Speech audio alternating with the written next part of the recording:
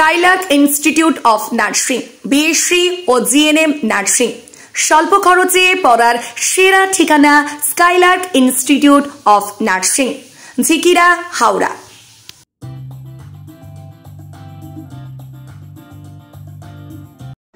সাধারণ মানুষের জন্য সতর্কবার্তা খানাকুল ২ নম্বর ব্লকের বিডিও অফিসের পক্ষ থেকে বিডিও মধুমিতা ঘোষ জানালেন। সেই সঙ্গে খানাকুল বিধায়ক সুশান্ত ঘোষ। খানাকুলের বন্যা পরিস্থিতি ভয়ঙ্কর হতে চলেছে। বহু মানুষ বাঁধে আশ্রয় নিয়েছে, স্কুলে আশ্রয় নিয়েছে। চলছে খানাকুল ২ ব্লক বিডিও অফিসে প্রশাসনিক বৈঠক। উপস্থিত আছেন খানাকুল ২ ব্লকের BDO Madhumita Ghosh, joint BDO এবং খানাকুল বিধানসভার বিধায়ক সুশান্ত ঘোষ, এনডিআরএফ টিমের কর্তা ব্যক্তিরা। খানাকুল ২ নম্বর ব্লক প্রশাসন বিভিন্ন জায়গায় নজরদারি রেখেছে। দেখাবো বিডিও এবং বিধায়কের বিশেষ বার্তা এলাকাবাসীর জন্য। সেই সঙ্গে দেখাবো খানাকুলের রাজহাটিতে বানভাসী মানুষের পরিস্থিতি কীরকম। এছাড়াও খানাকুলের বিভিন্ন প্রান্ত দেখাবো নিউজ অগ্নি পর্দায়। তবে বারবার প্রশাসন সচেতন করছে বিভিন্ন উঁচু জায়গায় চলে যেতে এবং প্রশাসনের সঙ্গে যোগাযোগ রাখতে। তারা আগাম সতর্কবার্তা দিচ্ছে, কারণ ভয়ঙ্কর পরিস্থিতি হতে চলেছে। যেরকমভাবে বন্যার জল আরও দ্রুত বাড়ছে, সকালে একরকম ছিল, বেলায় ঠিক আরেকটু। সেই কারণেই প্রশাসন কিন্তু তৎপরতার সহিত সকলকে সতর্কতা করছে এবং সেই সঙ্গে তারাও প্রস্তুত রয়েছে মোকাবিলা করার জন্য। তবুও নিজেদেরকে সচেতন হবার জন্য ব্লক প্রশাসন থেকে জানিয়েছে। শুনবো বিস্তারিত। ডিভিসি জল ছেড়েছে বিভিন্ন জায়গা থেকে এবং একটা খানাকুলে একটা আতঙ্ক সৃষ্টি হচ্ছে। মানুষ কি সজাগ যে থাকবে? আপনাদের প্রশাসনিক কিছু বার্তা আছে, কি বলবেন? আমাদের যেটা খবর আছে, যেটা ডিভিসি থেকে এই মুহূর্তে ৩ লাখের মতো জল ছাড়া হচ্ছে, সেই জন্য খানাকুলের সর্বস্ত অঞ্চলটাই ডুবে যাওয়ার মতো সম্ভাবনা হয়েছে এবং কোথাও কোনো নদী বাঁধ কিন্তু সেফ নয় এই মুহূর্তে। সেই জন্য সমস্ত অঞ্চলবাসীকে আমি জানাচ্ছি যাতে তারা যেন এই খানাকুল 2 ব্লক ছেড়ে তাদের যদি কোনো আত্মীয়স্বজন থাকে খানাকুল 2 ব্লকের বাইরে সেখানে চলে যেতে। তা নয়তো কিন্তু যদি কেউ মনে করেন দোতলা বাড়ি থাকবে, সেই দোতলা বাড়িও কিন্তু ডুবে যাওয়ার সম্ভাবনা তৈরি হয়েছে। আর কোথায় কোথায় আশঙ্কা সব থেকে বেশি বলে মনে করছেন? আশঙ্কা পুরো খানাকুল 2 ব্লক এরিয়া জুড়ে আশঙ্কা। তার মধ্যে ধান্যগুড়ি, জগৎপুর, মারোখানা, রাজহাটি 2 এই অঞ্চলগুলো সব থেকে আরো বেশি ভালনারেবল তৈরি হয়েছে। অলরেডি ধান্যগুড়িতে কিন্তু জল কিন্তু ঢুকতে আরম্ভ হয়ে গেছে। আগাম কি ব্যবস্থা রেখেছেন? আগাম ব্যবস্থা আমরা রেখেছি, আমরা ত্রিপল পাঠিয়েছি, আমরা সবাইকে মাইকিং করে এইটা খবরটা দিচ্ছি। কেননা অলরেডি তোমার লোককে কিন্তু সরাতেই হবে, আপনাদেরকে কিন্তু সরে যেতেই হবে। এটাই হচ্ছে কি প্রধান কথা প্রশাসনের তরফ থেকে। হ্যাঁ, এনডিআরএফ এর টিম, এছাড়া আমাদের ব্লকের এক্সটেনশন অফিসাররা, সমস্ত অফিসাররা রয়েছে, জিপিতে সমস্ত স্টাফেরা আমার রয়েছে, তারা কিনা এই বন্যা পরিস্থিতি মোকাবিলা করার জন্য প্রস্তুত আছে। 2-1 দিন ধরে আপনাকে দেখা যাচ্ছে বিভিন্ন জায়গায় ঘুরছেন। বন্যার এই মুহূর্তে পরিস্থিতি কি বলবেন? দেখুন, সারা খানাকুলে প্রায় প্রত্যেকটি প্রান্তেই জল ঢুকতে শুরু করেছে। অলরেডি বন্দর সংলগ্ন যে নদীবাঁধ রয়েছে, সেই নদীবাঁধের অবস্থা ভীষণ খারাপ রয়েছে, যে কোনো মুহূর্তে ভেঙে যেতে পারে।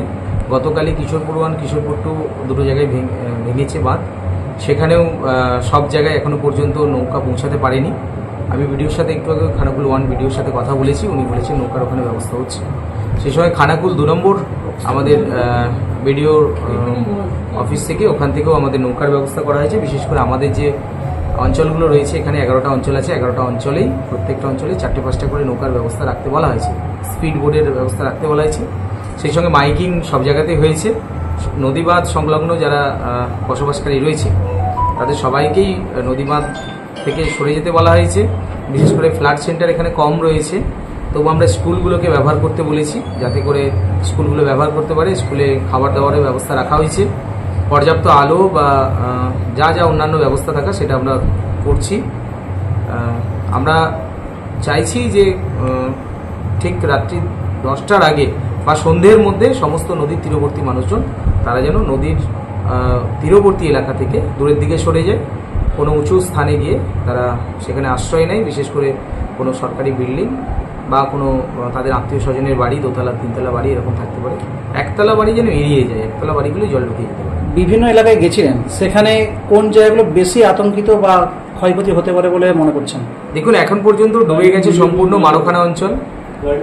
মারোখানা অঞ্চলে প্রায় 90% অংশ ডুবে গেছে। জগৎপুরেরও প্রায় 90% অংশ ডুবে গেছে। ধান্যগুড়ির অর্ধেক অংশ ডুবে গেছে। তার সঙ্গে কিশোরপুর 1, কিশোরপুর 2 ডুবে গেছে। ঘোষপুরও অনেকটা ডুবে গেছে। ঠাকুরানী চক অর্ধেকটা ডুবে গেছে। পোল 1, পোল 2 ডুবে গেছে। প্রায় প্রত্যেকটা অঞ্চলেই এফেক্ট আছে। এই সব থেকে বড় যে ক্ষতির জায়গাটা আছে সেটা হচ্ছে বন্দর সংলগ্ন এলাকা, আর কিশোরপুর 1-2, হরিশচকের কিছু অংশ আছে, পলাশপাড়ি 1-2 এখানেও আছে। তো আমরা সব জায়গা থেকেই সতর্কবার্তা আমরা মানুষকে করেছি। বন্দরের বাঁধ ভাঙা নিয়ে একটা আশঙ্কা করছে মানুষ, কি বলবেন?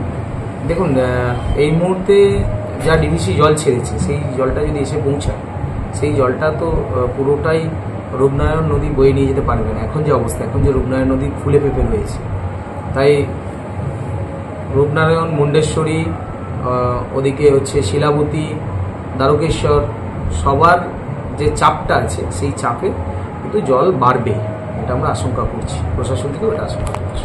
কতটা বেড়েছে জল এখানে? বন্যা মানে কোথাও এক কোমর, কোথাও এক বুক, এই পরিস্থিতি। জল হেঁটে যাওয়ার কোনো পরিস্থিতি নেই, নৌকা ছাড়া কিছু যাওয়া যায় না। তাহলে বাজার দোকান করতে গেলে কি?